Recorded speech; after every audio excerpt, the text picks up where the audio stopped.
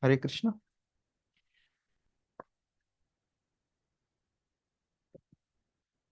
Start with prayers. Om Ajnanatinmirantasya Jnananjana-shalakaya Chakshurmilitam Yena Tasmai Shri Gurave Namaha Shri Chaitanya Manobhishtam Sthapitam Yena Bhutale Swayam Rupa Kada Mahyam Dadati Swapadantikam Vandeham Shri Guru Shri Yuta Patakamalam Shri Gurun Vaishnavamscha Shri Rupam Sagrajatam Sahagana Raghunathanvitam Tam Saji Sadvaitam Savadhutam Parijana Sahitam Krishna Chaitanya Devam Shri Radha Krishna Padan Sahaganalita Shri Vishakhantamscha हे कृष्णा करुणा सिंधु दीनबंधो जगत्पति गोपेश गोपिका कांतराधा कांत नमोस्तुते तप्त कांचन गौरांगी राधे वृंदावनेश्वर वृषभानुसुते देवी प्रणमामि हरिप्रिये वाञ्छाकल्पतरुभ्यश्च कृपा सिन्धुभ्य एव च पतितानां पावनेभ्यो वैष्णवेभ्यो नमो नमः ओं विष्णुपादाय कृष्णप्रेष्ठाय भूतले श्रीमते भक्तिवेदांत स्वामिने इति नामिने नमस्ते सारस्वती देवे गौरवाणी प्रचारिणे निर्विशेष शून्यवादी पाश्चात्य देशतारिणे जय श्री कृष्ण चैतन्य प्रभु नित्यानंद श्री अद्वैत गदाधर श्रीवासादि गौरव वृंद हरे कृष्णा कृष्णा कृष्णा हरे हरे हरे राम राम राम हरे हरे यं प्रव्रजन्तमनुपेतमपेतकृत्यं द्वैपायनो विरहकातर आजुहाव पुत्रेति तन्मयतया तरवोऽभिनेदुस्तं सर्वभूतहृदयं प्रणानतोऽस्मि यस्वानुभावमखिलश्रुतिसारमेकम् अध्यात्मदीपमतितितीर्षतां तमोऽन्धं संसारिणां करुणयाः पुराणगुह्यं तं व्याससूनुमुपयामि गुरुं मीना योऽन्तः प्रविश्य मम वाचैमं प्रसुप्तं सञ्जीवयति अखिलशक्तिधरस्वताम्ना अन्यां च हस्तचरणश्रवणत्वगादीन् प्राणान् भगवति पुरुषाय. Hare Krishna will continue and try to complete today this 11th verse. Right? Vadanti tat tattvavidastatvam yajnanamadvayam brahmeti paramatmeti bhagavan shabdyati. Learned transcendentalists who know the absolute truth call this non-dual substance Brahman, Paramatma, or Bhagavan. At last two classes we discussed this. First class we discussed, we saw how Chaitanya Mahaprabhu going to Varanasi and then situations there, how Mayavadis accepted Chaitanya Mahaprabhu discussing Vedanta Sutra with him. So need to understand difference between this kind of absolute truth and processes is very important. Right? Just by chanting or telling people to chant, not many people will be convinced. So the Gaudiya Vaishnava Sampradaya headed by Chaitanya Mahaprabhu and then formalized theologically by Jiva Goswami and then further strengthened by Baldev Vidyabhushan as a strong Vedanta background. So this pastime explains the need for a foundation of Vedanta also, and also shows that our Sampradaya has that formal Vedic background that we discussed in the first part of this class, this sloka. Last class we discussed on this Advaya Gnanam. Advaya means non-dual. And then Srila Prabhupada in the purport explains that Achintya Bheda Bheda aspect of the Lord, that with energies and these energies, jivas, etc. So we discussed that aspect last week. And this time this week we will discuss on these three words, Brahma, Paramatma, Bhagavan. Right. So here, in the previous look I said, one has to live. For what purpose one has to live? Right. If you say first look, I would say Dharma is purpose of Apavarga for liberation.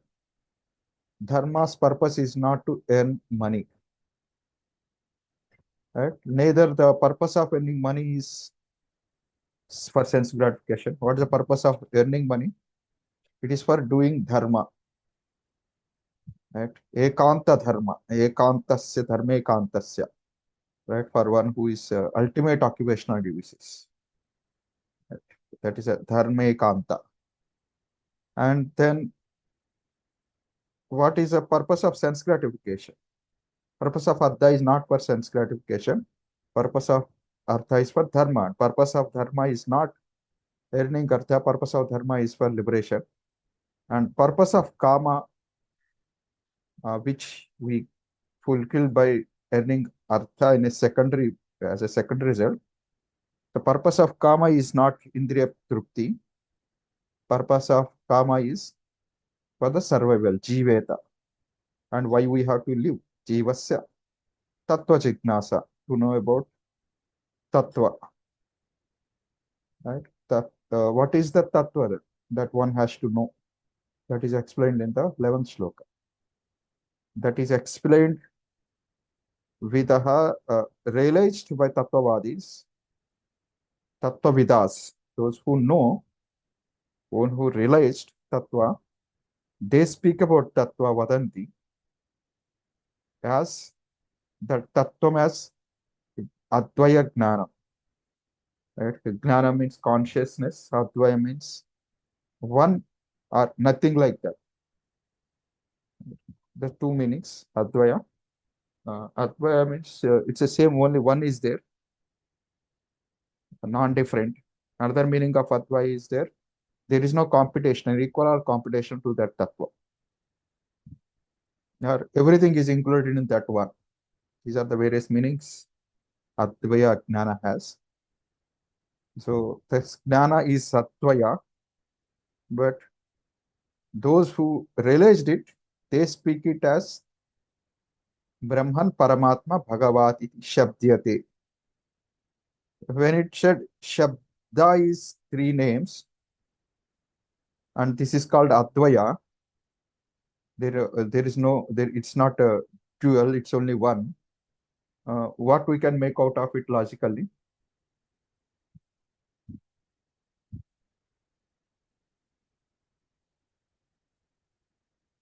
They are all spiritual. They're all Pure spiritual, that spiritual. is by word Gnana. Gnana Yeah. means spiritual. Or Gnana means Chit Shakti, the ability to know oneself, awareness. Not only ability to know ourselves, ability to know everything around. This is called Gnana ya Chit Shakti of the Jiva. Of course, Lord is a ultimate Chit Shakti, Advaya. He includes everything, all the Chit Shaktis. He knows everything. What else?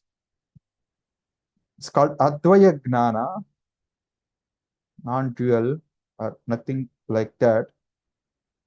And different people who Vidaha know realized absolute truth speak it as Brahma Paramatma Bhagavan. Iti Shabdyate. They call by these names. Just a simple, straightforward logic. No need to think in any esoteric terms.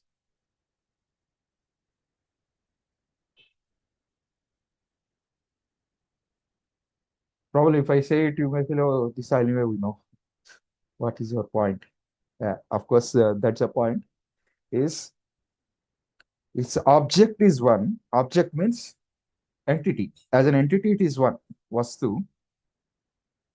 They are not referring to three types of people. Brahma is not somebody else, like Indra, no, Chandra, Varuna. These are three people.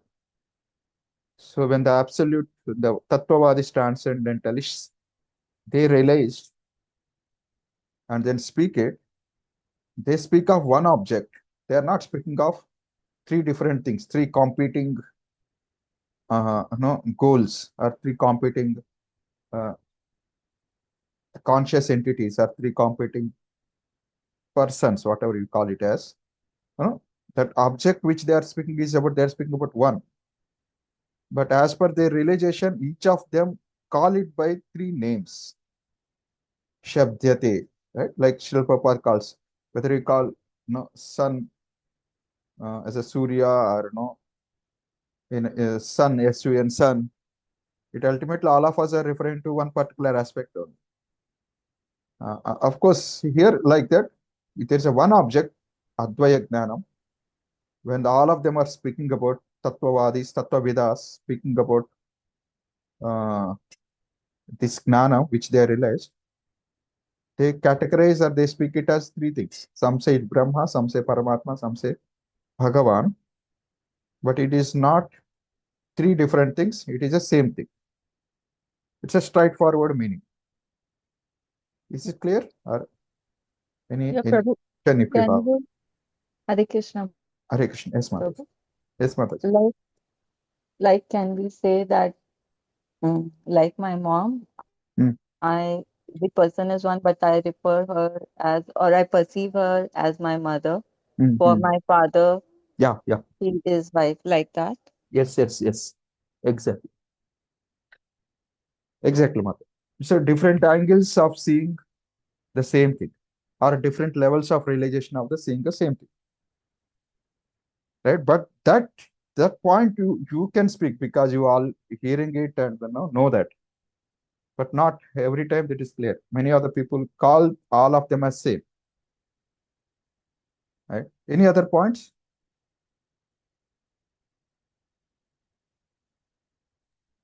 In our conditioning, we cannot say that everything is one, but due to our conditioning, but but the great transcendentalists or the seers, they can say all the three, like Brahman, Paramatman, and Bhagavan, as the one object. Is that Yeah. See, no. Yeah, that can be.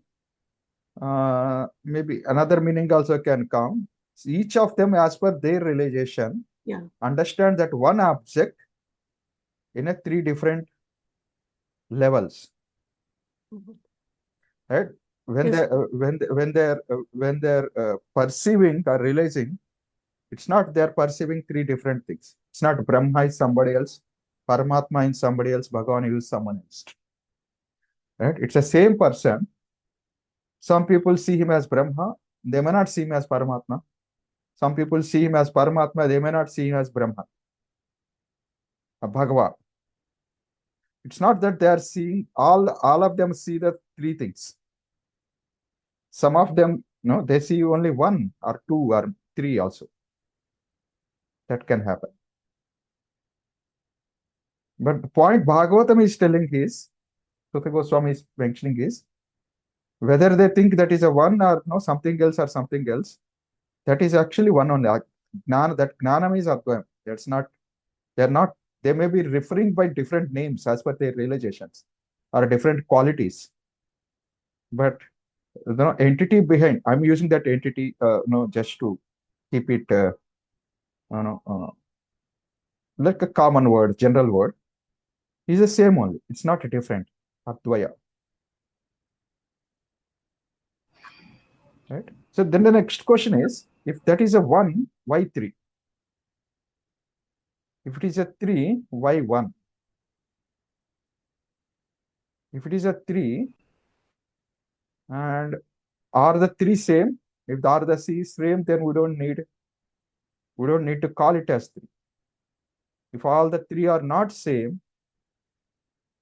then should we categorize or delineate each of them? By delineating each of them, uh, are we coming a mistake when it is 1? Right? These are the various questions that our Acharya has asked. It may not be asked by other Sampradaya Acharyas because that is not relevant to them, but it is very relevant for us. Right? Because the book name is Bhagavatam. Bhagavatam means something that belongs to Bhagavan. Right? Bhagavatam means something that belongs to Bhagavan, speaks about Bhagavan and belongs to Bhagavan. So that means that if all are same, Brahma, Paramatma, Bhagavan are same, Sattva Gnana. But if all are same, we can call this book as Paramatma or something related to Parama. I don't know how that changes to Sanskrit. We need not call as Bhagavatam. We need to call something with Paramatma related to Paramatma. Something related to Brahman also we can call. but the book is called as Bhagavatam. That belongs to Bhagavan. Right? Are you clear till now? Are you understanding what the logic I'm trying to explain? I'm not completed it, but Prabhuji, should I repeat? Prabhuji, Yes, Mataji. I understood the first discussion which we have, Shabdate, why it is called. Correct. Yes. But Yes. what I understood, sorry, mine is already some understanding, so I asked Okay. this kind of questions. Okay. Okay. That Advayam can only be used for Bhagwan. It cannot be used for that Advayam. Yeah. Sri Chaitanya Mahaprabhu says, anyway, I want to show that. That's why I opened this. 1 minute. Sri Chaitanya Mahaprabhu uses that in discussion with Sanatana Goswami. This is Shloka, Madhya Leela 24.74. Sri Chaitanya Mahaprabhu speaking to Sanatana Goswami. Right? You said Advayam is specific to Bhagavan. Our Sampradaya Chaitanya Mahaprabhu goes very much more specific. He says, Say Advaya Tattva Krishna Swayam Bhagavan, Tina Kale Satya Thinho Shastra Prama. Absolute truth without a second is Lord Krishna, the Supreme Personality of Godhead. He is a supreme truth in the past, present, and future. That is evidence of all Vedic, all revealed scriptures. And then, some shlokas, some explanation of all that comes. So Chaitanya Mahaprabhu says that Advaya Gnana is Krishna, Swayam Bhagavan Krishna. When we say Swayam Bhagavan Krishna, we are not referring to Krishna. We are referring to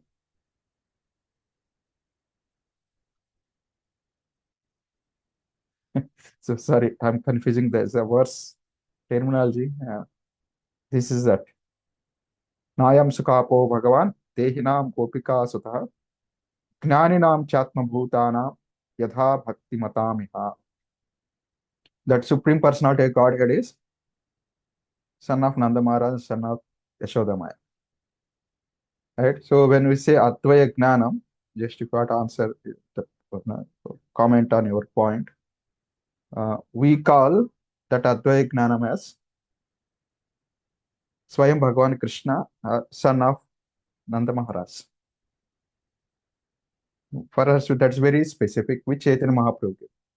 So kind of Jiva Goswami expands on this 4-5 shlokas which Chaitanya Mahaprabhu gave in Sanatana Goswami, Sanatana Siksha, and then he elaborates on Bhakti Sandarbha, right? Bhagavat Sandarbha, right? So there he doesn't write Brahma Sandarbha, he writes Paramat Sandarbha. So then Bhagavat Sandarbha, then he elaborates all these things, right? So there the specific thing comes is why we have to tell them as separate. That's a question which he asks. But yeah, Mataji, you want to complete something? Just when you said that, I remembered this and quoting. No, Prabhuji. Go on. Yeah, fine. Okay. So that means Advaya Gnana is not Paramatma and Brahma. Do you mean that? Okay, continuing the logic which you are using before we jump to your conclusion. That means Advaya Gnana is not Brahma and Paramatma, only Bhagavan is that Advaya Gnana. It is not complete understanding. It's not complete understanding. Okay, what is complete understanding? They are perceiving it, but the complete understanding comes with the Bhagwan feature. Okay. Okay. That means Brahma, Paramatma are not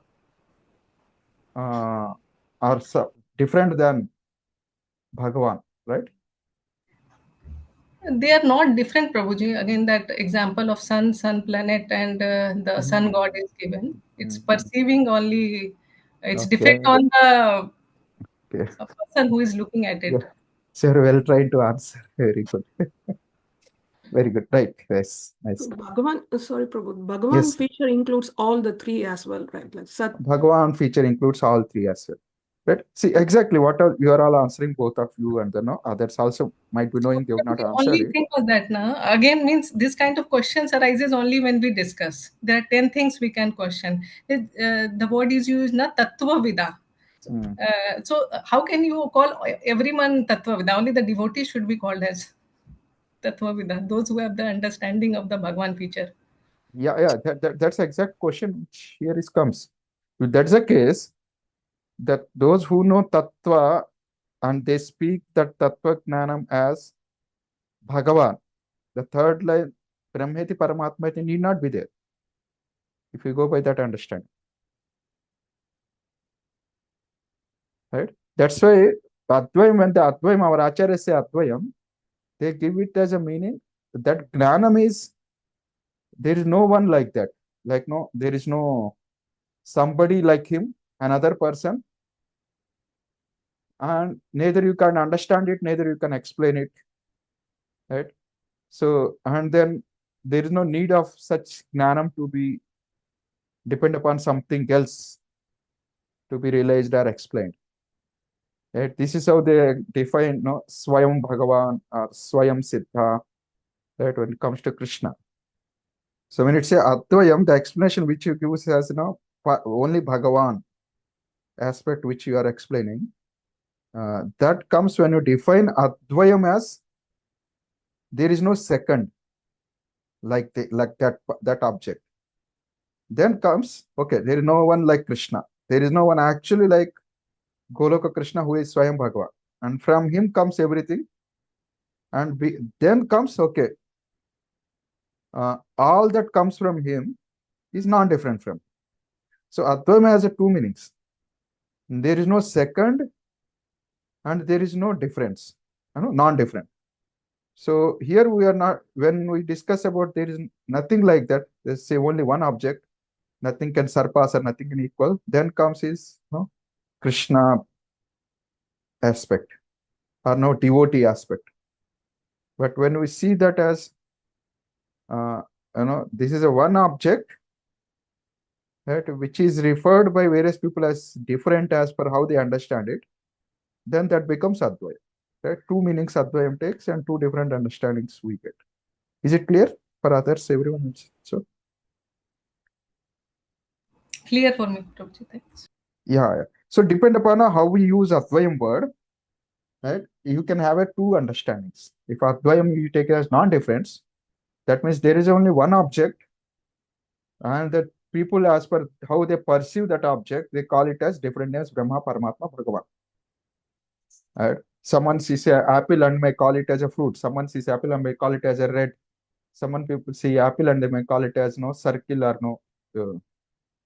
or what called cuboid, not cuboid. Right? Some cylindrical or circular object. Right? So what you are seeing in that, as per that, they call it, but they are not seeing something different. When you call Parama Brahman, it's not something separate from Brahman. Or some Paramatma is separate from Bhagavan.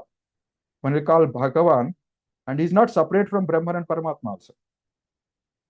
We may only see one aspect, like Paramatma is, when we call Brahman, that's a Bhagavan also. Right? Bhagavan includes Brahman. Right? Well, of course, when we say Brahma, we should remember Bhagavan also. The connection is both ways. Right? It's not that only we have to, when we see Brahman, we see Bhagavan. When we say Bhagavan, we don't remember or Brahman or Paramatma. Yeah, it's all same object. This is Advayam. When we say Advayam as a non-different. The particular explanation which you are mentioning, Mataji, it is which Gaudiya explained when they move beyond this Aishwarya Jnana and come to the level of Madhurya Bhakti, where even though Krishna is Brahma, Paramatma, Bhagavan, right, they don't worry about even other aspects of Bhagavan also, Vishnu's also. They only see Krishna, nothing else. Right? They don't want to replace Krishna with Vishnu's also. Right? This is only one object. It doesn't matter Krishna is Brahma, Paramatma, Bhagavan. It's a Krishna is for them Advaya Jnana or only one for them, nobody else. That is that kind of understanding you can use Krishna only. There we don't have to care about Brahman, Paramatma, even Bhagavan. Like example, simple. Those who go to spiritual world, they don't worry so much about Paramatma because there is no need Paramatma. Paramatma is a concept of material world. Of course, Paramatma is there, same Krishna, same Bhagavan, same Brahman. But Paramatma's function is specifically seen in material world because he's there in every atom, every heart of every conditioned soul. And then he's also doing some work. He's observing, guiding, right, conditioned souls. There's a Upadrishtanu mantra. And Brahman is a concept which is the effulgence of bodily rays of the Lord. Even though these are all both emanating from Bhagavan, there is no need for devotees in the spiritual world, even Vaikuntha Loka spiritual world. They don't have any need with these two concepts when they're directly working with Bhagavan.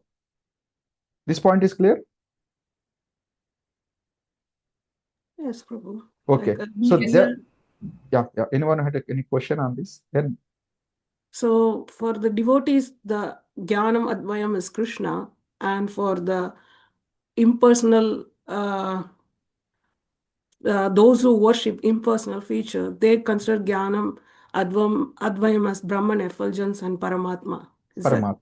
Yes, that is correct. And Yeah.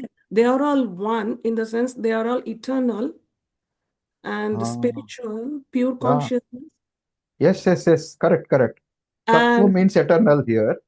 See, if I yeah, am looking only for eternality, right? Jiva conditioned soul here suffering from all the miseries and naturally looks for eternality, then they come to Brahman realization. Yeah.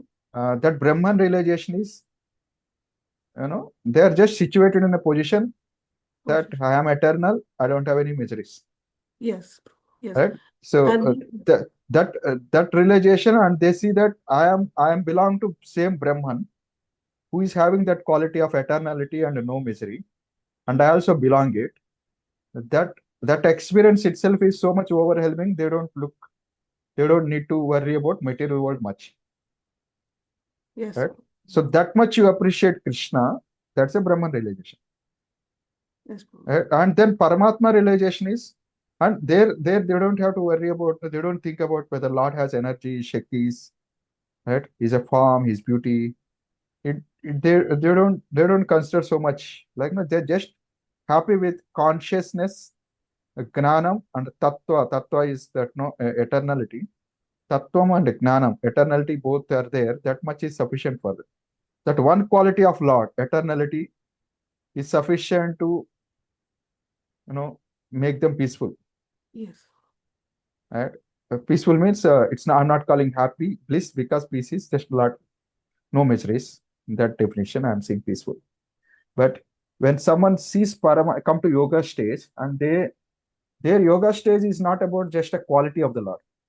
Yoga stage is there is the form of the Lord as Paramatma is meditated. Right? They meditate on the form of the Lord, and they meditate form of the Lord. Of course, we also worship the form of the Lord as a Archa Vigraha, and they also meditate. But we don't call them as bhaktas. We call them as yogis or Ashtanga yogis. Why? What's the difference between our worship or our meditation and their meditation? Even though they both have a forms, there is no reciprocation between there's no the. reciprocation. Exactly. They worship So Paramatma because they're supposed to worship Paramatma. Right? It's not about they love Paramatma. Right? And then that form, when they worship, they get to see the Paramatma is pervading everywhere, is controlling everything, and then just seeing him in that form gives them happiness. And then they see him pervading everywhere and doing things. Right? That is a second level. Then third, they differentiate between Paramatma, his form, Brahman. There is no form of the Lord considered. Energies are not considered. Just one aspect, eternality, that itself sufficient for them. Paramatma, he's also eternal. He's pervading everywhere. He has a form, something better than Brahman. And then Paramatma is also eternal. It's not long. Paramatma, has a particular time, and then after that, no more. Not like that. That means what is there in Brahman is there in Paramatma also. Along with that, he has a form and he does activities. Activity is what you see Brahman, Paramatma in the heart. Paramatma also sees you in heart, staring at you. He's staring at you. We are staring at him. And then he has other activities of maintaining this material world as person Upadrishtanumanta. That means something little sophistication is there in Paramatma aspect. Of course, Paramatma is Krishna only. Brahman is also Krishna's bodily race only. So if you see only the race, that is Brahma. If we see sun along with the race, that is Paramatma. If we see sun along with the rays, along with the person in the sun planet who is emitting the rays, that is Bhagavan. Right? In the three aspects, it's the same thing that we are seeing, but what you are experiencing is different grades. These are all just I'm telling the context only of the verse. This is how we explain. When you come to Bhagavan, Bhagavan means lots, all the energies, forms, names, qualities, various Shaktis are all seen along with it. Not just his consciousness, not just his eternality, not just his form, are all pervadingness. Along with that, there are many other wonderful qualities with which he can interact with us. Because consciousness, eternality, and then all pervadingness, the jiva, we feel happy with the quality, but we can't deal with the Lord, or we cannot interact with the Lord in those qualities. You are eternal, he is eternal. Right? You are all pervading, you are there taking shelter of him who is all pervading. But if you have to interact with the Lord, then much more qualities has to be there. And the Bhagavan has all those qualities. While having all those qualities, all those energies associated with him, still he is non-different. Because what happens initially, Brahman, you are seeing only one. Okay, I and that Brahman are same, Advayam. Paramatma, all the Paramatmas who are there everywhere, they are all same, Advayam. When I say Bhagavan, because now you start to see varieties. When you see varieties, how do you understand Advayam? Because you are seeing so many things. Right? So then comes this concept of how you understand Bhagavan in connection with his energies. Right? He is Advayam because all are part and parcels of him, all are depend upon him, all emanate from him. Right? In that way, Advayam is understood. So Advayam can be, Advayam has two meanings. Advayam is all these are same person, same thing will be referred. Advayam also mean how Lord and his energies are non-different. Even though we see variety, it's a non-different. This is exactly the point which Srila Prabhupada is mentioning, the purport. But why we are discussing again this is like much more different point than this. Of course, the same Bhagavan, right? We don't worry about Brahman Paramatma aspects in spiritual world because we don't need. Because spiritual world, we don't worry about eternal. Will I be eternal? Will I be eternal? We don't worry it. That's your position. Right? Do you ever think, am I a human being or am I animal? Do you have to every time reconcile that, your identity, and make sure that we know we are human beings. No, we are so and so. And then from that point of view, from that standpoint, you start working and doing other things. I'm just giving some random example which came to mind. Right? Similarly, in a spiritual world, we don't have to worry every time, am I eternal? Am I eternal? No, you are eternal. Okay, what next? Interactions with the Lord. That's why you don't have to worry about the Brahman aspect much. Because you are already situated in that Brahma Bhota Prasanna. You don't have to worry about Paramatma sustaining everything. Right? Already in the spiritual world, everything is sustained by Lord only. We don't have to cling to that aspect. Right? So the functions which Paramatma and Brahman does, we are attracted to that. It's already there in Bhagavan. That is why you don't exclusively, think about Brahman Paramatma aspect. Because it's already there in the Bhagavan aspect. Right? Like that, exactly in Golak Vrindavan, when we go, we don't worry much about other Narayana forms, Rama, and Dwarka Krishna aspects, because same logic. When you go to spiritual world, you don't worry about Brahma, Paramatma. When you go to Goloka, you don't worry about, you don't have to worry about other aspects, because what other aspects can give, that reciprocation, realization is already there in Krishna Golok Vrindana, Vrajendranandana Krishna. That is why our acharyas give Advayam as there is nothing like that, right? No, and everything is included in this form. Right? There is no other form, no other aspect like this person. That's why Krishna of Golok Vrindana is called Advayam. That's the explanation which our acharyas give. But still, we'll come to the Vedantic aspect of explanation only. Right? The question comes is why three? Brahma, Paramatma, Bhagavan.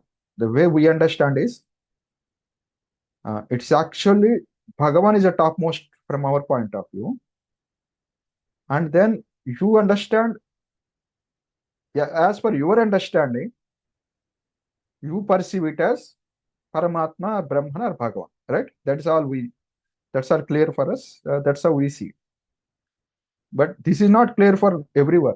That's a problem. That's why this is special verse, which Jiva Goswami, explains, and Prabhupada also quotes many times. Because Bhagavatam is connected to Bhagavan, that is fine. But when we say Bhagavan, we mean the specific person with specific attributes. Right? And that is Ashraya Vigraha Krishna. And we are very particular about what Bhagavan means.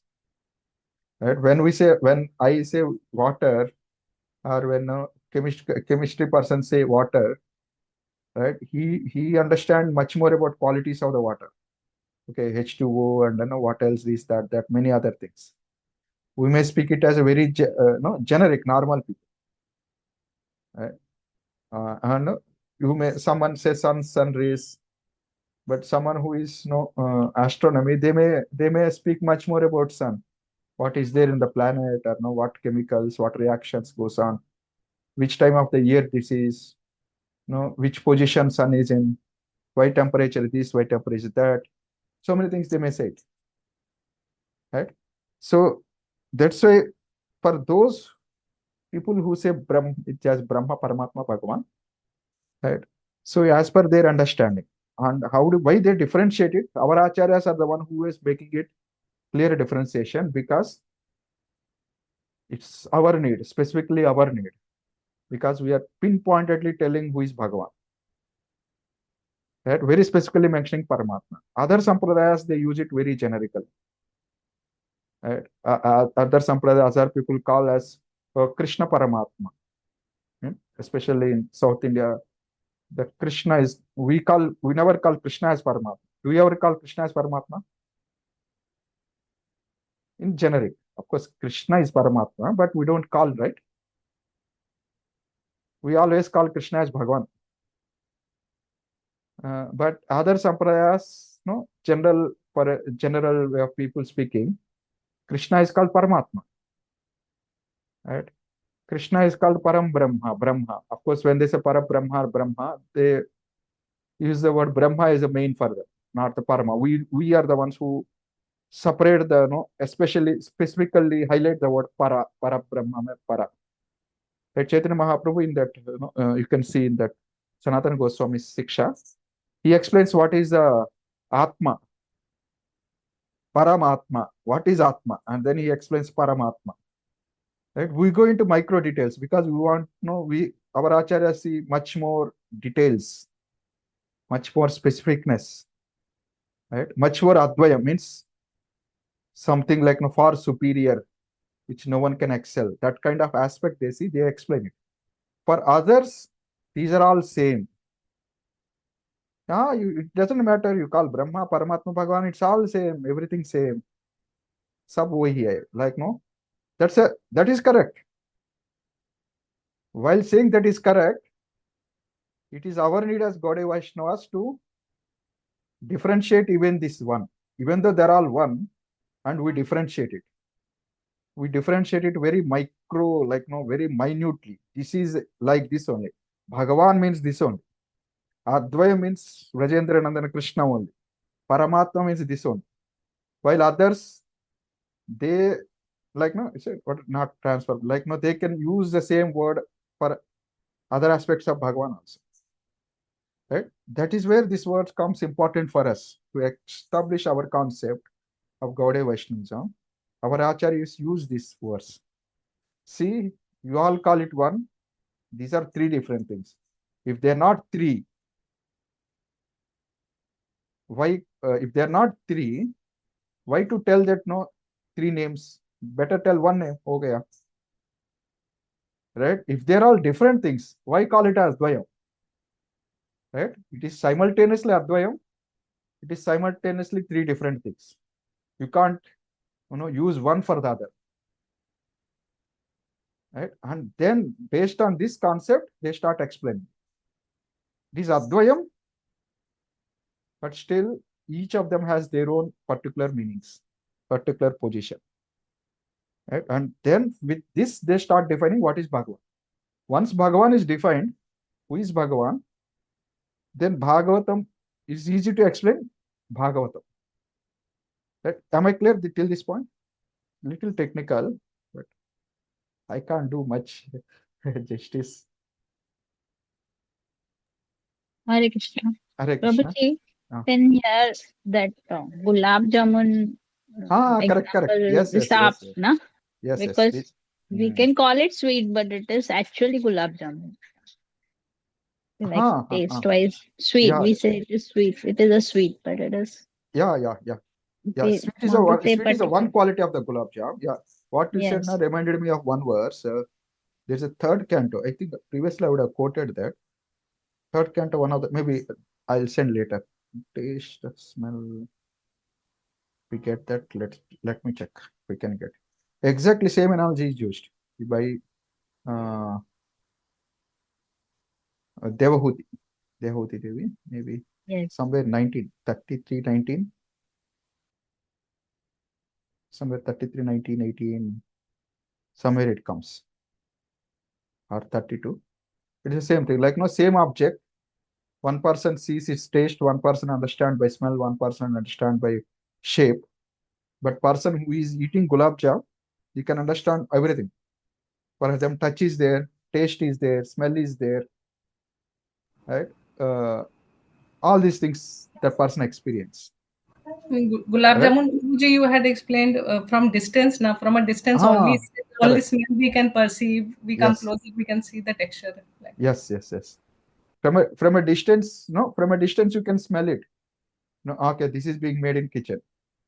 That smell is, where the smell is, the smell depend upon the gulab jam that is being made? Yes. What are the item that is made? Yes. It's not something else. Smell is separate from the object. But people may be happy with that just the smell on. That's like Brahmavadis. And then some people may go to kitchen and see what is being made. They see the color, texture, shape, everything. Along with the smell. The smell doesn't disappear when you see it. Along with that, much more things are got added. That is like Paramatma. You see it, you don't interact. You're just happy seeing that. Right? And then when someone like Bhagavan, Bhaktas, when they go and take it, touch it, smell it, see it, and then put in the mouth, taste it, right? That is like Bhagavan. So when you are doing Bhagavan realization, so you don't have to specifically smell, you don't have to specifically touch, you don't have to specifically see.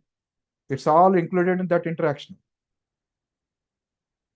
Right? So, and then that is Advaya. Nothing that experience, nowhere else you will get it. Right? So this is there's one good example. Very nice. Thank for reminding that. That is in Bhagavatam 3rd canto, 32 or 33 chapter. I'll find and get back to that reference. Yeah. So here, once as you all can see this slides. Yes. Yeah. So the point is, all other sampradayas, the word Brahma, Paramatma, Bhagavan, they use intermixingly and call it as a same. Right? When you go to Mayavadi or somebody else, Paramatmavadis, they call Bhagavan, Brahman, they are the same only. It's all one only. They don't differentiate that. Right? For them, all the three words mean one. For us also, all three words mean one, but still we differentiate. You got my point? How Jiva Goswami, is using the words in this sloka to bring out the difference between Brahma, Paramatma, Bhagavan. Right? They are all one. The others also say it is one. When they say one, they don't differentiate between those meanings and the qualities, association of Paramatma with these energies. When we say one because it's all coming from that one person. Right? And then depend upon how you understand it, that is manifested to you. And then after explaining this, then Rupa Goswami here gives this definition of Bhagavan. Right? It's a much bigger definition. Can one of you read it?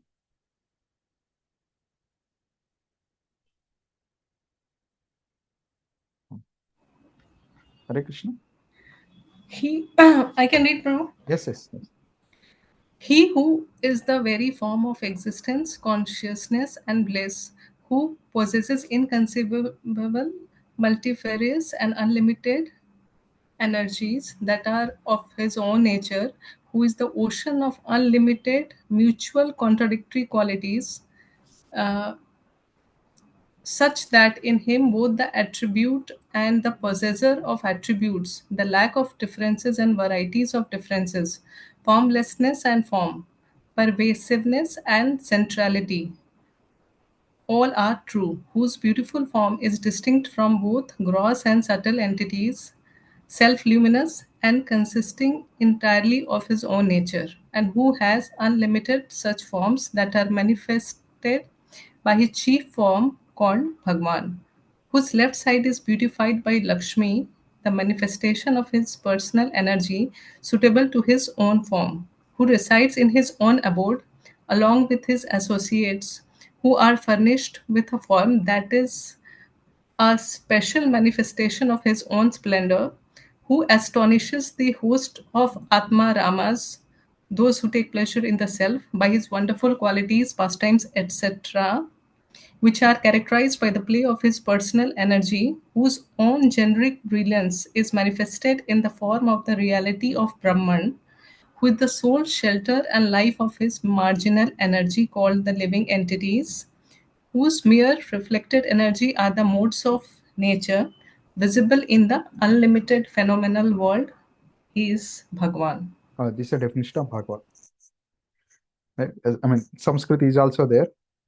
Sanskrit prose from Bhagavat Sandarbha. Then after explaining this word, telling how these three are separate at the same time same, how they are separate, Jiva Goswami explains Brahma, Paramatma, Bhagavan, and he explains here through this definition of Bhagavan.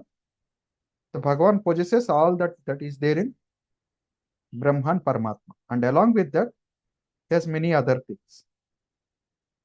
Right? And of course, Chaitanya Mahaprabhu explains that that Bhagavan is Vrajendranandana Krishna. Right? So then another point comes here. We'll discuss that and then read Prabhupada purport from other shloka and then complete it. We'll complete next 15-20 minutes. Okay. We'll just come to these words right now. It's just some more acharyas just play with the words and bring so many meanings. We say Brahma, Paramatma, Bhagavan. We understood three are different, not same. Right? If it's the same, it would not have been three, it would have been one only, as said in the Shloka Advaya. Right? The three has three different meanings. That is why it is three things are given there. Right? Even though that is coming from one object. This is our acharyas bring that meaning. Otherwise, for outside people, there is very outside means other than our sampradaya, outsiders with that. Right? They use these terms interchangeably for same Supreme Lord. Then why they use that word interchangeably for same Lord? That's a question. Right? This is if it's a simple logic. It is such a simple logic, which someone who knows the Sanskrit grammar can explain that. Right? And for all of you, it's also very, very clear, easily understandable, this logic. Then why other sampradayas or other people get confused with this? They are not able to understand properly the. It is properly understanding, correct? And then there is a reason in the scriptures because of which they are confused also. Because scriptures use them interchangeably. Okay? There is a verse where Krishna is called Parabrahma. Krishna is also called as Paramatma. Right? Sometimes Paramatma is called Bhagavan. And of course, much more troublesome shlokas for us is somewhere Krishna is called Vishnu. And then we get confused. Maybe actually maybe Vishnu is coming as Krishna. Right? That confusion will be still there. No? Here it's called Vishnu, Idam cha Vishnu, like in this Ras Leela, that 29th chapter verse, that Vishnu is here. Vishnu has come in this dead of the night or something like that verse comes. Idam cha Vishnu. Oh, it's Krishna. Maybe Vishnu is coming as Krishna. We get that confusion. Because Shastras themselves use the word interchangeable. Right? When you don't have the concept in your mind, even when you see it, you don't understand it. It's actually the understanding there in the brain, then you see that from the outside world. Right? Does it happen? It happens, Prabhuji, Right. but who understand, the names are used very specifically, because what is the purport of that, why that name is used. Like in the initial of NOD, you are taking the 3 explanations you had explained of the words. So if one understand why that Vishnu word is used. Correct. So then that we is given by our acharyas because they have one particular understanding. If you don't have that understanding, you cannot see that meaning in that shloka. That's my point. Yeah, good. Your point is correct, Mataji. But the explanation of maybe some aspect of explanation of that shloka as rasa, like 1.1.1. Vishnu Chakra Thakur explained that shloka as same shloka, Janmadhyasya. He gives as a Krishna, Dwaraka Krishna, Madhura Krishna, Vrindavan Krishna, as a Rasa Leela, as Radha Krishna, as Srimad Bhagavatam. Right? If someone doesn't know all these concepts, they may see just a Vedantic concept.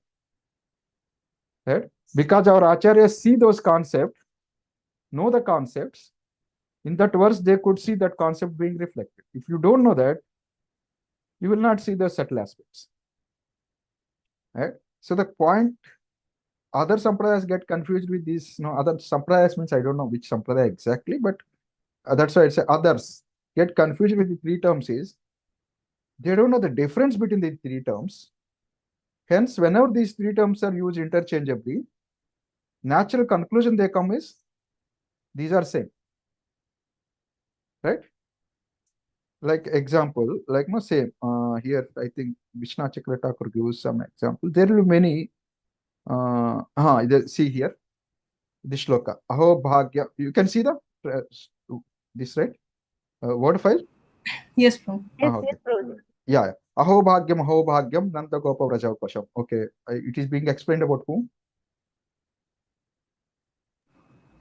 Krishna, the son of Krishna, right? Son of Nanda Maharaj. Yes. Yan mitram paramanandam purna brahma sanatanam. The Krishna is called here as Purnam Brahma Sanatanam, eternal supreme Brahman. Eternal supreme Brahman is Brahman. If someone who doesn't differentiate between Brahma, Paramatma, Bhagavan, from their standpoint of view, if they say this, if they see this verse, they equal Krishna to Brahman. Brahma. And they how do they reconcile? Their way to reconcile is very, without knowledge, without deep knowledge, they use the word Advaya. It's all same, everything same. Right? It's natural. That's what, because if they don't have that clarity, how their 3 are different at the same time, one, when they see difference, the only way they reconcile that difference is It's all one. And they couldn't explain the difference. The natural shelter they take is the knowledge they have about uniqueness. It's all one, it's all same. Next loka, if you can see, Krishnaya Vasudevaya Haraye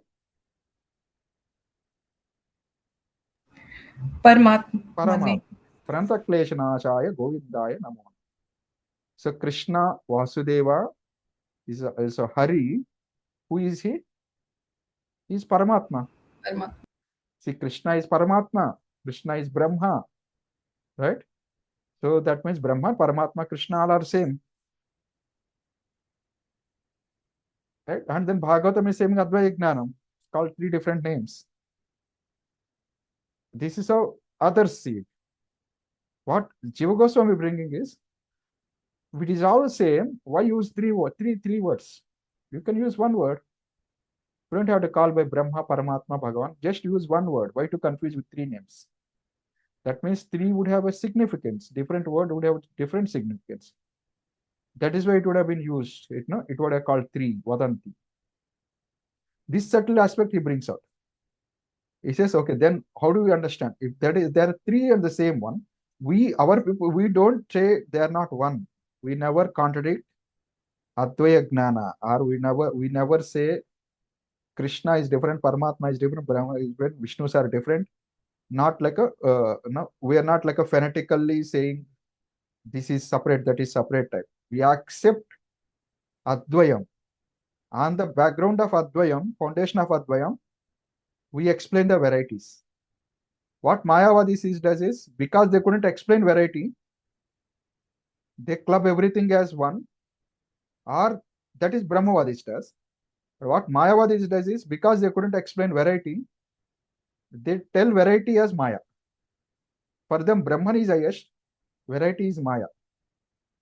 For Brahmavadis, everything is same. For us, everything is same. On the same, we able to explain variety without losing meaning or contradicting the text. This is exactly, if we see Achintya Bheda Veda, this is exactly comes out through this verse. And this becomes the opening gate for our Sampradaya to explain Bhagavan. Differentiate Bhagavan, bring out the meaning of Bhagavan, differentiate from other aspects, show that he is the highest, and then start to interpret Bhagavatam in the light of definition of Bhagavan. Then the Bhagavatam becomes clear. This is a contribution that is done by Chaitanya Mahaprabhu and our Acharyas, and this verse becomes a key verse to explain this concept and show to the people that, see, this is a difference. This is how you should understand it. So you can see, like here, you can find many shlokas, many places, right? Bhagavan is used, Bhagavan called by Brahman, Brahman called by Bhagavan, Bhagavan called by Paramatma, Paramatma called by Bhagavan, right? Interchangeably that is used. That is why they all get confused. But what especially our Ramanujacharya did is, he want to previously, Shankaracharya, he brought Brahman and said everything is one. So in order to explain everything is one, right, the only way he can do is, varieties he cannot explain because everything is one. That means whenever variety is there, that is Maya. That's how we have to explain. So to explain, in order not able to explain variety, what Shankaracharya did is, he flipped the reality, or flipped this order, priority. So we Gaudiya Vaishnavas, of course, all the personalist Vaishnavas, we put Bhagavan as the highest. And if someone not able to understand all the aspects of Bhagavan, that realization is Paramatma realization. If not able to understand all the aspects of Paramatma, then it's called Bhagavan realization. While all 3 are for us transcendental, above material world, transcendental, and belong to the same person. That is for us and our understanding. Now with this understanding, this is how we understand. Now, if suppose I say qualities, form, etc. are all Maya. Okay. Suppose this is understanding of someone. Now you explain the order, priority or not, which is top, which is down, the Brahman, Paramatma, Bhagavan. Brahman is topmost. Brahman is topmost, and where there is more variety, that is more Maya, much more variety, much more Maya. So what they does is, Brahman is the topmost, but the Brahman comes and associated with Sattva Guna, that becomes Bhagavan, Paramatma. So they bring Brahman, Paramatma to the platform of Maya, affected by Maya, because they are not able to explain the variety, right? And then from there they say, okay, whenever these qualities, etc., he is Brahman only, everything same only. And they couldn't explain how everything is same, right? They say everything is same, and actual explanation they take is Paramatma or Bhagavan are affected by Maya. They're product of Maya. That's how they confuse everyone, confuse themselves, because they couldn't explain it. Well, everything is one. How can you say something is below Brahma, below material world, like material level, Maya level situation? They couldn't explain that. That's a fault with them. But then how do we understand? How do we explain? That's where this intermixing of the things. That's where Ramanujacharya comes into picture. He says, uses some Sanskrit grammar uses and says, it's very clear, for all of us it's very natural, right? When we say Krishna here, Brahman, right? Suppose this is an example. Suppose we are going by you want to travel from one place to other, you want to take taxi, right? One taxi is going, you call taxi, so taxi stops. Actually, taxi stopped, or who stopped?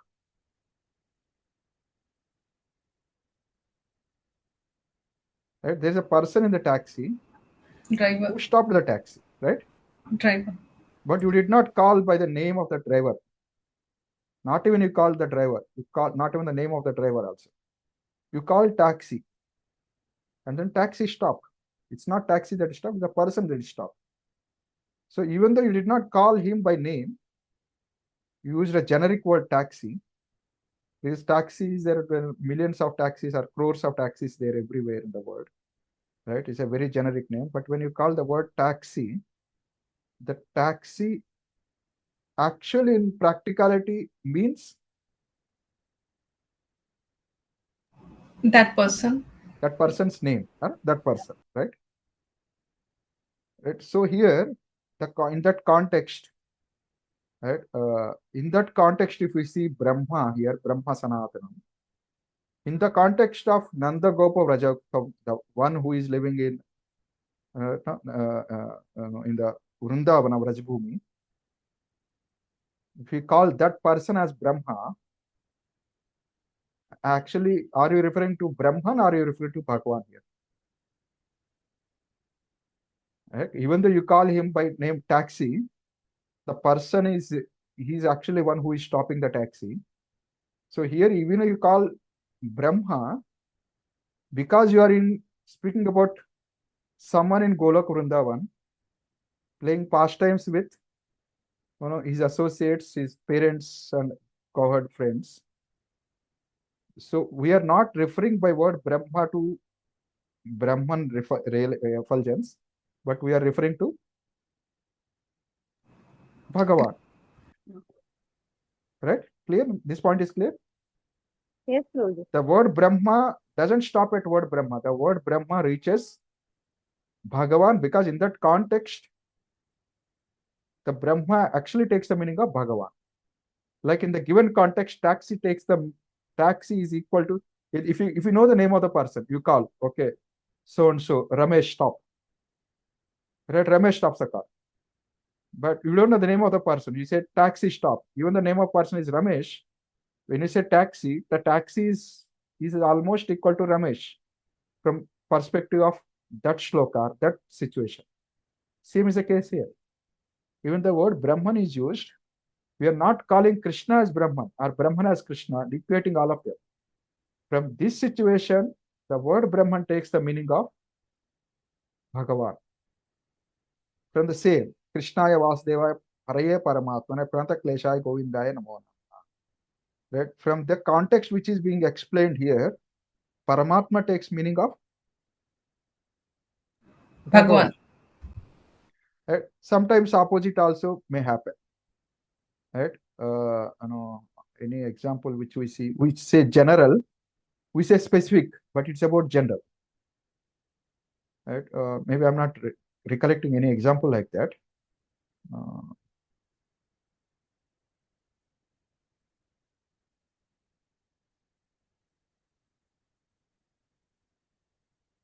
Yeah, maybe I'm not recollecting any. It can also happen the other way. Right? You speak something about specific, it becomes a general also. Right? So that situation, in that context, even though you speak specific, in that context, that specific will equate to general. Right? So that means the shloka, even though the words Brahma, Paramatma, Bhagavan are used interchangeably, you have to derive that meaning of Brahma, Paramatma, Bhagavan based on the context in which that shloka is explained. Right? That's how our Ramanujacharya clearly explains and saying that you don't have to degrade Bhagavan and Paramatma to the level of Maya to explain this concept, right? While still keeping the context of them as transcendental, you can explain all these confusing switches that happen, right? While our acharyas take it much more further and says there is a gradation. It is not like there is a Brahman and is affected by some Maya, he become Paramatma, he is affected by some Maya, he become Bhagavan. Actually, origin is Bhagavan, right? It is not Brahman or no supreme transcendental affected by Maya becomes these three names. It is same Bhagavan. As per your realization, you start to see him as different things. Right? So see that like no, how much vast difference is there in the two ways we explain, they explain.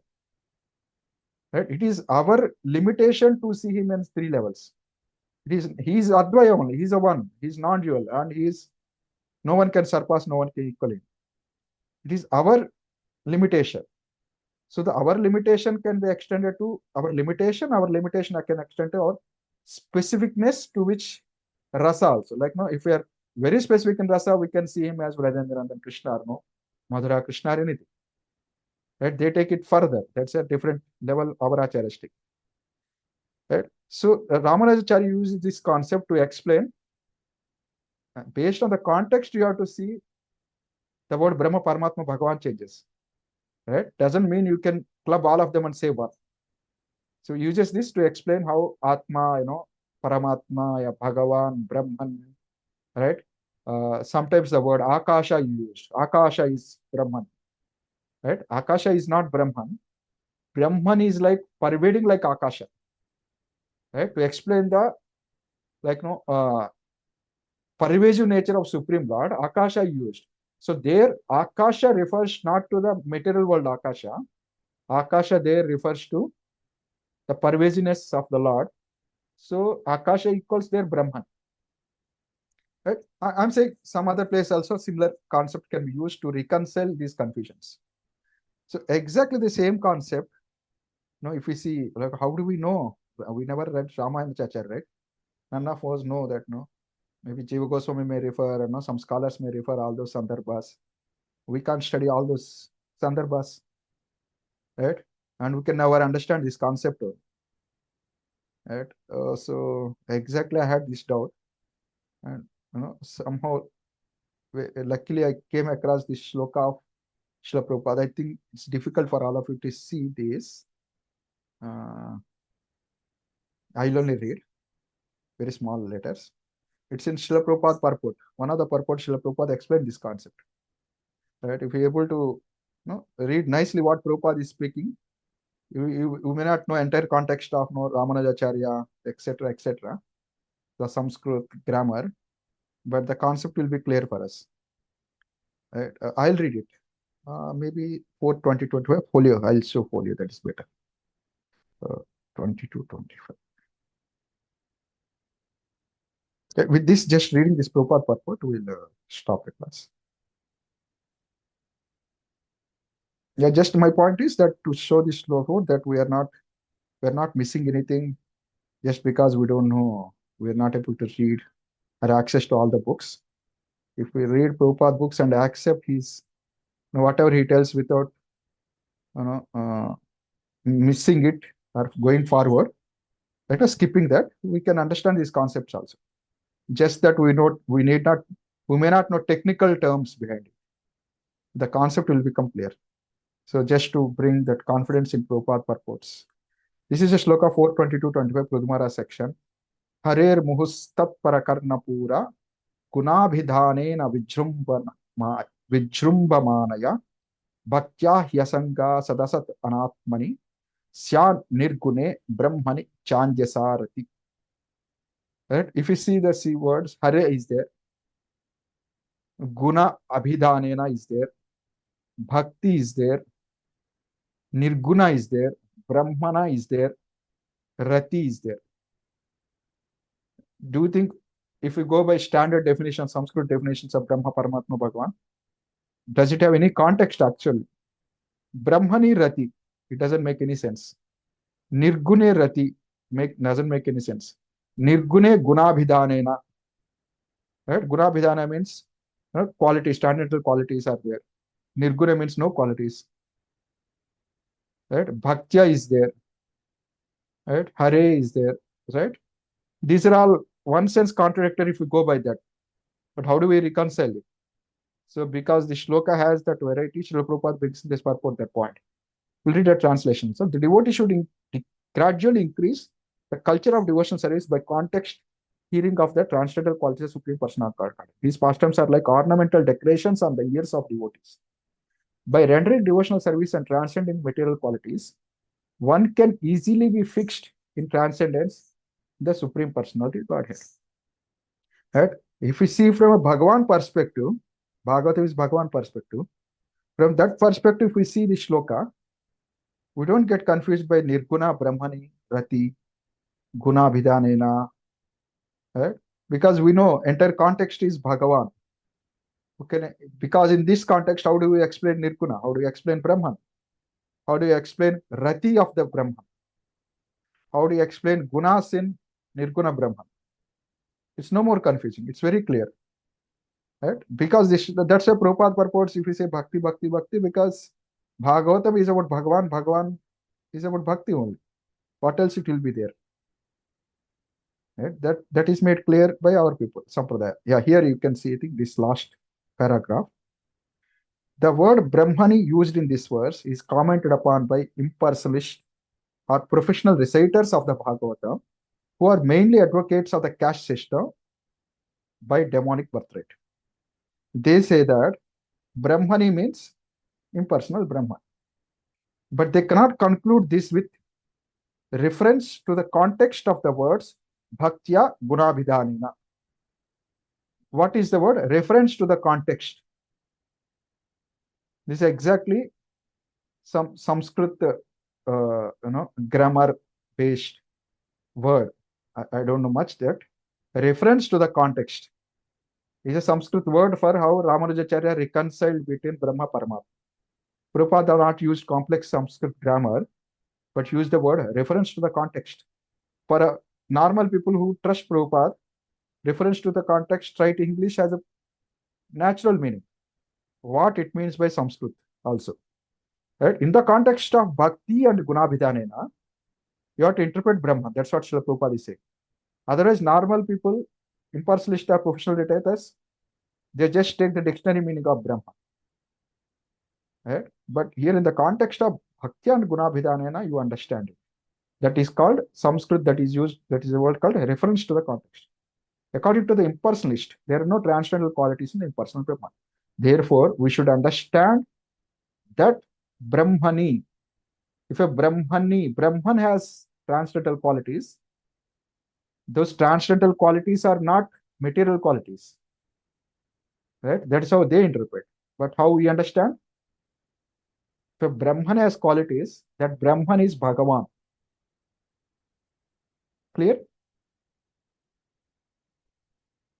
That's how we understand it. Krishna is the Supreme Personality of Godhead as admitted by Archana by Bhagavad Gita. Therefore, wherever the word Brahma is used, it must refer to Krishna, not to the impersonal Brahman effulgence. And then Prabhupada quotes which shloka? Brahmeti, Paramatmeti, Bhagavaniti Shabdyate. Brahman, Paramatma, Bhagavan can all be taken in total as Brahman. But when there is a reference to the word bhakti or remembrance of transcendental qualities, this indicates Supreme Personality of Godhead, not the impersonal Brahman. Does the paragraph make sense now? Yes, Prabhuji. Yes, Prabhu. Right? Otherwise, Yes, Prabhuji. otherwise it may become just we'll read and go. But Srila Prabhupada is explaining such a big concept which we discussed last 1 hour. In just one paragraph, he explained it. If you actually sit and nicely understand, you don't need to know all these also. Without that, you can trust and know, understand, but it's very clear. Right? Whenever Brahman is used in connection with bhakti gunas, that Brahman is Krishna. Right? It's a simple. That's what Ramanujacharya explained. That's what Jiva Goswami explained. In a very simple terms, Prabhupada explained. See the word he's using, reference to the context. These are all Sanskrit technical words. He has not confused us with the technical words, but the concept is crystal clearly clear. Right? So with this understanding, now same thing we can extend. Wherever Vishnu is used, but in the context of Krishna, that is Krishna only. You can use that pass on reference or reference by context in other situations also. Yeah, I'll stop here. Any questions? Yeah, in case any confusion, I'll record, and recording is done, I'll send it. If you want here, you can hear it. It's a if it's a new concept, logical, then you can hear and let me know if any questions also. Any questions otherwise? Hare Krishna, Prabhuji, pranam. Yes, Mata, Hare Krishna. Prabhuji, last class recording do we have? I have. Actually, I missed it. Yeah. Being Actually, Ekadasi, I had Seva in temple. No, can you remind me Thursday? I'll release all the pending things. Krishna Parameshwar Prabhu is asked. I uploaded in YouTube, but Okay. some of them pending things because till Wednesday I'm busy. Thursday, please just send me a reminder in the group or personally. Thursday, Sure. I'll upload all the lectures and put in the YouTube one. Okay. Yeah. Thank you. Very Thank much. Okay, thank you. Srila Prabhupada ki jai. Thank you, Prabhu. Thank you. Hare Krishna. Thank you, Prabhuji. Prabhuji. Hare Hare Krishna. Krishna, pranam. Yeah, Prabhuji, is this paragraph Krishna. clear? Dandat Is this pranam. paragraph clear? I was so happy when I read this. Yes, Prabhu. Yeah. It's Yeah. clear, Now Prabhu. with all this, see every word makes sense. There's no Yeah. confusion. What Rupa Goswami, Jiva Goswami made a big thesis to explain that, just one paragraph. Right? That means we'll get what all our acharyas gave and need is there in Prabhupada purpose. Just we have to give importance. Give value to every statement Prabhupada give. Then you will understand. Right? We don't need technical terms, but we'll sufficiently have a faith to understand the things. Right? Hare Krishna. You can read this purport again later. Prabhuji, What- 1 minute you have. 1 minute just. Yeah, I have. Prabhuji, like someone can question this, that when Srimad Bhagavatam is so clear, the Vastu Nirdesh is clear, then why this Brahma, Paramatma and Bhagavan, all three are used? So if I want to reconcile for myself, I'll say that it's only used to bring that contrast. As you said that this will be that starting point from which the acharyas would explain how it is different, right? No, I did not get your point. You answered, you made a comment or you asked a question? No, I was thinking like a question, but it's comment, I think. How I am reconciling it myself, that like somebody can question that Vastu Nirdesh of Srimad Bhagavatam, every syllable is speaking about Krishna, right? There is no. Okay. Yes. So Vastu Nirdesh is also very clear in the beginning only. So if these words are coming, so it is coming only to bring that contrast, so that ultimately it glorifies. No. You see, it's not that Sutta Goswami would have made this so that this context will come out. Our acharyas, if you have to make a thesis out of something, right? You have to find some particular shlokas, references, and some shloka will be in some chapters, some will be in other chapter. Like an example, in the Bhagavad Gita, Bhakti Shastri, explain about demigod worship. You don't get demigod worship everything in one place, right? 7th chapter is there, 9th chapter is there, 3rd chapter is there, right? So, and then you will figure out maybe in 11th chapter little bit is there. You bring out various context, what is explained, and make a complete, package out of that, right? Similarly, Bhagavatam, it would not have been, because this concept is explained in many places. Brahma, Paramatma, Bhagavan comes in many places, right? In the same shlokas also. Right? So, but our acharyas choose this verse because through this verse they could explain to outsiders. That's the specialty of this verse. You got my Okay. point, Mataji? Yes, Prabhuji. Because this verse is constituted in such a way, because our point can be conveyed to them nicely. Otherwise, whenever Paramatma Bhagavan is there, they will tell one, we will say three. Of course, we will say 3 and 1. They will say 1, and then the discussion stops there.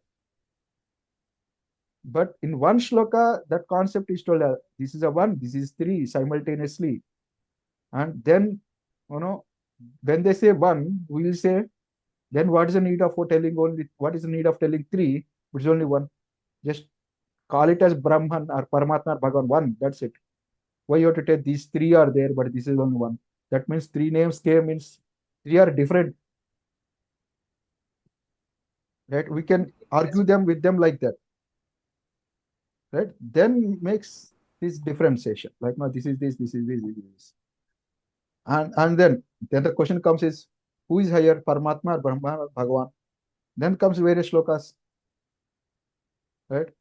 Other references from other places they bring to show Bhagavan is higher than Brahman, Paramatma. First, to make them accept these 3 exist, 3 different things, while they are all one. This shloka is nicely framed to bring out that point.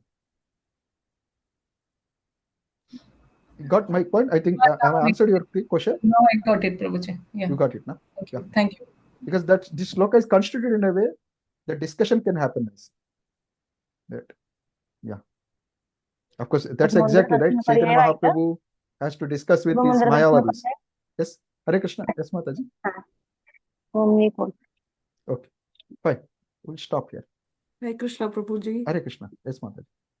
So I just understood, like within the context, it changes. Like, I mean, people understand Brahman as different ways. When it is connected to Bhaktya, then that means it is a supreme personality of God and Krishna. Yes, yes. That's what the last paragraph. Exactly. Even though we use the word Brahma, the shloka, because that is in connection with Bhakti. The word Brahma takes the meaning of Bhagavan. Yeah. Right? In the context of the situation, when you call person taxi, because he's driving taxi, when you call taxi, he stops. Right? In his home, if you call him taxi, he feels bad. Right? In that context, it doesn't work. Right? In his house or somewhere in a party or function, you call him as a taxi, he will get angry and slap us. But when he's driving taxi, when you call him taxi, it is refers to the driver inside. Right? Yes. Yeah, exactly. Now I remember the other context. In many times in our books, we call the word Atma. Atma refers to Mandhur Atma, Atmanas, En Atma Naiva Chitatmanaha. Right? Gita 6th chapter. Atma word is used. Right? Atma word is sometimes used for Paramatma. Atma word is also used for Jiva. Atma word is used for body. Atma word is used for mind also. Atma used for endeavor, right? Determination. Many things word Atma is used. Yes. Right? In particular shloka, our acharyas comment in translation, they give one meaning. In other place, they give other meaning. Right? Otherwise, actual meaning of Atma is what? It's not mind, it's body, it's not endeavor, it's not something else. It is actually Spirit soul. Jiva. Let us say Jiva. Of course, we can say Atma, actually original meaning of Atma is the Krishna, Supreme Personality Godhead, Krishna himself. Okay, let us not go to that extent.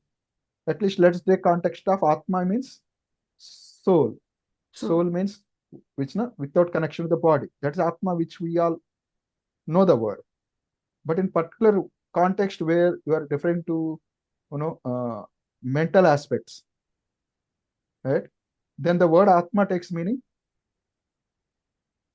Mind. mind, not the soul, right? Even though the word actually means by default, it means soul.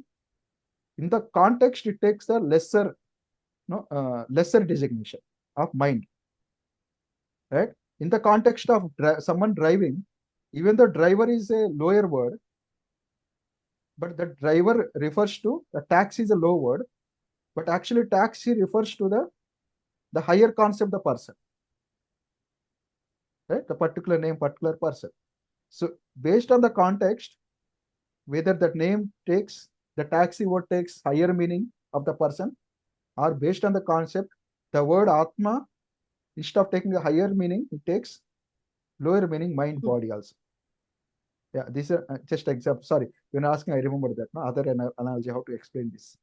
Two ways of In the context. Yeah. In the spiritual world, like in the second paragraph, especially, I'm just Which the second paragraph of the purport just we discussed, like 1.2.11. Okay. So the in the spiritual world, actually, everything is same. Like according to the perspective of Bhagavan, absolute truth, everything is same. Like in the spiritual world. But there, we can understand that even the flute or stone or shoes there are all having the consciousness of spiritual consciousness. So in that sense, they are all spiritual, right? Mm-hmm. But the difference comes only in the relative world, where we see separate from Krishna everything. Okay. Yes, Mataji. Is that right, Prabhu? Like, I mean, it's right. Because somewhere I read or heard that even the milk exists in the spiritual world. It has consciousness that how can I serve Damodar very Leela peacefully? over here. Boiling milk, boiling.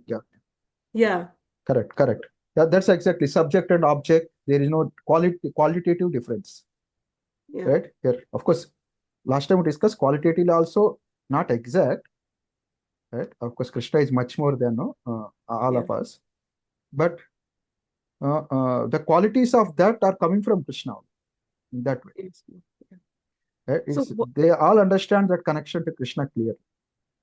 Here we miss that connection with Krishna. Yes, Mataji, correct. Your point is correct. yes, Prabhu. According to the, like, I mean, when it is the difference basically lies in the rasa, how we want to serve Krishna. That is highest in Bhagavan. So Brahman and correct. Yes. Brahman and Paramatma, we don't have this rasa tattva, but in Bhagavan, we are able to serve Krishna in a better way, and then he also reciprocates. Yes. But in Brahman and Paramatma, it's not there. But the people who are worshipping Brahman or Paramatma, maybe they are satisfied at their level. Correct. Yes, exactly. They're satisfied at that level. Yes, yeah, this is what I just wanted to. Yeah, perfect, correct, perfect understanding. Yes, okay, thank you very much. Thank you. Thank you. Hare Krishna. Thank you, Prabhu. Hare Krishna. Hare Krishna.